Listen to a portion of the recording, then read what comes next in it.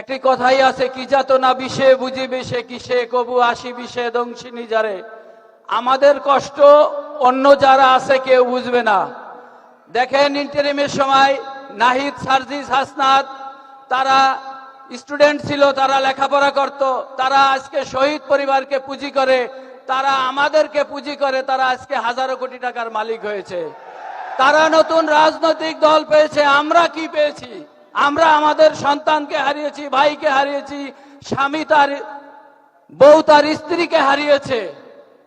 দেখেন, আমরা আমাদের চোখের পানি এখনো পড়ে, আমরা যতদিন বেঁচে আছি আমাদের চোখের পানি পড়বে।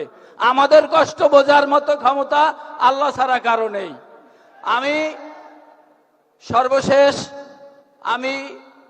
একটি কথাই বলবো যে আমাদের এই সরকার অল্প কিছুদিন হলো ক্ষমতায় এসেছে। আমরা দলমত নির্বিশেষে সবাই সরকার যাতে সুষ্ঠুভাবে দেশ পরিচালনা করতে পারে আমরা সরকারকে সহযোগিতা করতেছি এবং করব ইনশাআল্লাহ। এবং এই সরকার যদি ক্ষমতা থাকে ইনশাআল্লাহ শহীদ পরিবার, আহত যোদ্ধা এবং সারা বাংলাদেশের মানুষ, আমার বিশ্বাস সবাই ভালো থাকবে। পরিশেষে সবাই সুস্বাস্থ্য ও দীর্ঘায়ু কামনা করি। আপনি অসুস্থ মানুষ, আপনারা আমার জন্য সবাই দোয়া করবেন। আসসালামু আলাইকুম ওয়া রাহমাতুল্লাহ।